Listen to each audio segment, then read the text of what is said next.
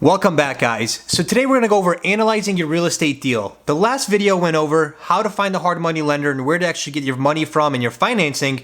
Today we're going to go over how you can actually analyze your first real estate deal. This is by far one of the most important steps. This is how you're going to determine what the home is actually worth for, what the rehab costs might be, and what you could actually potentially sell it for as well. I have a little over $60 million in real estate sales experience, so I've done this quite a few times. And I'm going to guide you through today. I'm going to go through step by step. I'm going to analyze the deal right in front of you. I'm going to guide you through the entire process so you can see exactly what I look for in a property, how to analyze it, and what the key steps are.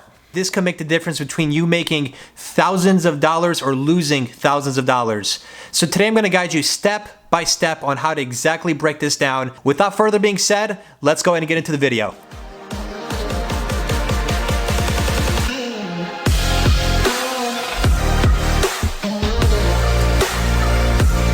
So I'm going to break down the process of how I bought 5 homes throughout a period of 6 weeks just using Redfin.com. And I'm not sponsored by Redfin or anything like that. I just simply like their site the best. They're linked directly to the MLS and you can find quite a bit of deal there. So I'm going to break it down for you here. I actually just got Redfin pulled up and I'm going to walk you guys step by step on how to find the after repair value, which is, if you remember my last video, that is what lenders use to determine how much money they're going to give you. I'm going to determine what the after repair value might be. I'm going to look at my thought process of when I actually do find a rental, how do I actually break down that deal, what I should actually offer for it, and things like that as well. So as you guys can actually see here, I pulled up Afton, Missouri. This is where I do quite a bit of my investing. So what I do is actually zoom in here and I try to find the homes that stand out as far as price. Most of the time, they're going to be about half of the price of the other ones or deeply discounted. So as you can tell here, a few of them kind of stick out here. So I'm going to just start clicking on a few of them. I'm going to see what might need some work just because here, as you can tell here, a lot of the homes are between $100,000 to $200,000. And this one right here is priced at 80. So I can automatically assume there's something going on there if it is at 50%. So I'm kind of clicking through here. And as you can tell, it might need some work. You can tell the bathrooms, you can tell underneath the window here, there's some things going on. And there's only 9 photos. You're not getting too good of an idea. But you can definitely tell it definitely needs some work, and you can tell that it's discounted there as well. So as you can tell here, it's been on market for about 14 days. And in this market, that's actually pretty decently long, just by the amount of homes that are selling, just by how fast they're selling. So at least in this area, 14 days is pretty decently long on market. So I can tell that there's definitely something going on. It's scaring some people away. So what I do next is I scroll down and I try to see how long it's been on market, has been pulled on and off, what's been going on. And as you can tell here, it's been listed, pending, relisted, put on and off the market quite a bit. So now that we know how big the home is, what kind of condition it's in, and we also know that it seems to be discounted from the rest of the homes, what I do is I go back to the original search and make sure that I'm looking over the original zip code that I was looking at. And now what you could do is you start hovering over that home and you want to zoom in a little bit here as well. So we know that this one is selling for $80,000, but we don't know what everything else has sold around it quite yet. So what you do is you click off this on button that says for sale. Make sure that the sold one is on. And you want to go to, I would say about a year now, just because you want to make sure you have as much data as possible. So you want to go within the last year and then toggle the for sale thing back on again. So now you're going to have both sets of data. And now you're going to see here that this one is still selling for $80,000. And you see quite a bit of data here around. And you see everything else around here is selling for $150,000, $170,000. This is already a fantastic sign, guys. So this shows that it's pretty decently discounted.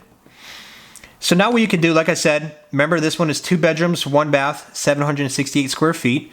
We want to try to find something that is as identical as possible. Ideally, the same amount of bedrooms, ideally the same amount of bathrooms, ideally the same square footage. So what I do is I start clicking around here. Let me try this one. Perfect. So this seems to be a model match. So this is a 2 bedroom, 1 bath, also 768 square feet. Let me click through. And I mean, it has original appliances. The kitchen's not the absolute best, but it gives us a good start, right? So I'm going to pull this one up. This gives me a really, really good idea here. So now what you want to do is you want to scroll down. You want to see how long this actually took to sell, because if it sat on market for a year, obviously it was overpriced. If it's sold pretty, decently fast, that's a good sign. So as you can tell here, they listed it in July 29th at 129. They went to 125 on August 14th. It sat for another couple months. October 14th, price change, and it finally sold at 114 after they did a few price drops. So it took them about 6 months to sell. So that doesn't give me the most confidence, just because now you can tell that it took them quite a while to sell at that 115 mark. But I would argue and say that you could probably try to sell your home for in between 110 to 120. In this case, I would just call it about 110 just to be safe. 110 to about 115 range just to be safe. Let's see if there's any others here as well. I'm going to click back. So 114, let's see if there's anything in the identical price range here as well. In that 114 range. Here's another one here, 114. 3 bedroom, 1 bath. The inside wasn't that good at this 3 bedroom, 1 bath. Let me try this one at 125. Same thing. So 2 bedroom, 1 bath, 798 square feet, pretty much the same square footage. Sold in January. Inside is whatever, but that's at 125. 125 at the 798. So this gives me a ton more confidence here that you could probably resell this one at 125. So now kind of going back over here, keep in mind this one's still selling for 80. It doesn't seem to have a garage or anything like that as well. We're gonna adjust some dollars for the garage there.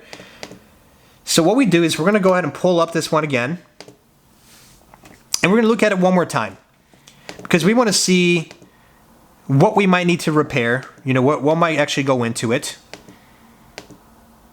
So it seems like it needs a decent amount of work. I would argue and say, worst case scenario, just for me looking at these photos, I would assume that you need to do painting, flooring, probably the kitchen. Who knows what the kitchen actually looks like. We might be able to salvage it, but while I'm analyzing, you always want to go by worst case scenario. So I'm going to just assume that everything needs to be done. So I need to do the flooring, paint, kitchen, and then that 1 bathroom. I'm going to assume all of that needs to be done. I'm not going to assume that we need to do the roof or anything like that quite yet until my contractor tells me. I'm going to just assume that we need the cosmetics there. A really good rule of thumb, guys, is if you need to do everything inside the home, maybe some cosmetics outside of the home, try to price it out at about $30 to $35 per square foot. So judging by this one, I'm going to just call this 800 square feet. At $30 a square foot, that's $24,000. What I'm going to do is I'm going to call it 30, just as a worst case scenario. I'm going to say I need $30,000 to fix up this one, touch it all up, have everything done. So now actually breaking down the actual deal analysis of the property on how I would analyze it and what is the easiest way to analyze it. If you haven't seen my previous video of the lender, like I said, guys, they're going to give you a percentage of the after repair value for any home. So in this case scenario, we're assuming $110,000. Assuming that the lender also thinks that it's $110,000. If they gave you 70% of the after repair value, the lender would give you a total of $77,000. So keep that in mind. The lender would give you $77,000. I'm going to show you why that's important. But now let's go back to the deal. So the deal is worth $110,000 after it is completely fixed up. And just by using the $30 per square foot method, we could assume that it would cost right around $24,000 to get it fixed up. We'll just go ahead and call it $30,000 just in case if there's any bullshit that happens. This will bring us down to $80,000. And now assuming the lender fees about the fees that I was talking about earlier, where the lender would only give you $77,000, we would pay around $4,000 to $5,000 in interest. And on top of that, we'd have some points and commissions. Let's just go ahead and call all of that together $10,000. Now this brings us down to $70,000. The next thing you guys want to make sure is that you want to factor in how much of a profit do you want to make on this specific deal. I try to make anywhere between $20,000 to $30,000 per deal. I'm going to just go ahead and assume $30,000. And this deal, that would bring us down to $40,000. That would be our final offering price, is $40,000. And now keep in mind, guys, remember that $77,000 that I was telling you about earlier. If you actually got this deal at $40,000, and also assuming that we only need to put in about $30,000 into repairs, that's $70,000 in total. Remember, the lender is going to give us $77,000. So this is going to be a huge help. They would actually cover the entire purchase and the rehab as well. But you would have to pay the lender month by month on some fees, and that is totally fine. Don't worry about that, because they're giving you $77,000. You can use that extra $7,000 to actually pay for some of the fees and the points or whatnot. And the biggest key of all, guys, keep in mind, this is all a numbers game. As you could tell, $40,000 on an $80,000 property is quite a bit of a low ball. Apply it to your own market. Maybe you might have properties that are worth $300,000 and you might be offering $180,000 on most of them.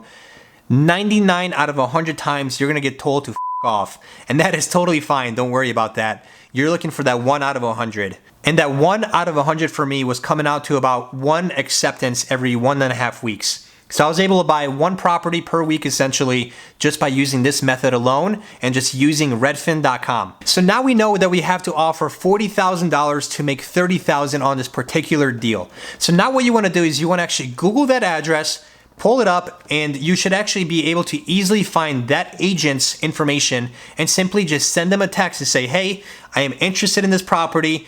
If you guys would like to sell it to me, you can represent me as well, make double commission. I'm definitely happy to work with you. I would be a cash buyer. I'm using a hard money lender. If that agent says okay, what you simply do is you get it under contract and you send this to a hard money lender and say, hey, I have a fantastic deal for you. I want 70% of the ARV, the after repair value. I think it should sell for right around $110,000. And from there, they're gonna give you 70% of that. They should be able to fund everything for you. And one last final tip for you to actually completely confirm what the project might actually cost to fix up. Once you get it under contract, first you want to send it to your lender. From there, you also want to have some contractors walk through the property, have them tell you what it might actually cost to get it completely fixed up and bring it up to date. Like I said, the $30 per square foot method is just a rough analysis. I always like padding the numbers pretty heavily and kind of going from there. If the contractor says, hey, $30,000 seems completely doable, and now let's say the agent says, hey, we'll take $50,000 instead, you can feel free to adjust those numbers according to your own security and kind of risk tolerance, and maybe you want to come up to $50,000 and only make $20,000 on it. But from there, as you can tell, money will multiply very quickly if you're doing a few of these at a time. But like I said, guys, and I cannot say it enough, and this is what a lot of internet personalities don't tell you, always have around $10,000 to $15,000 on the side just in case if shit hits the fan and you don't know where to actually fund any sort of overages or fees or anything like that as well. So that is how you guys analyze a deal. Like I said, one of the most important steps. And thank you guys so much again for the likes, the subs, the comments, every single thing that we add on here. It pushes my channel further. It makes me motivated to do a lot more videos. The next video that I'm going to post is going to be how you can actually build your real estate team and how you can do it for free without paying any sort of salary or anything like that as well. So now you guys know where to find your money. You know how to analyze deals. Now we're going to talk about in the next video how you can actually build your real estate team. I should have that later on this week as well. So let me know if you guys have any further questions. Let's keep growing this channel and let's set a new precedent here that you have to give away information for free instead of hiding information in these courses and just trying to upsell people to the next level. So love you guys. Thank you guys again so much for the support. I'm going to see you again on the next one. Bye-bye.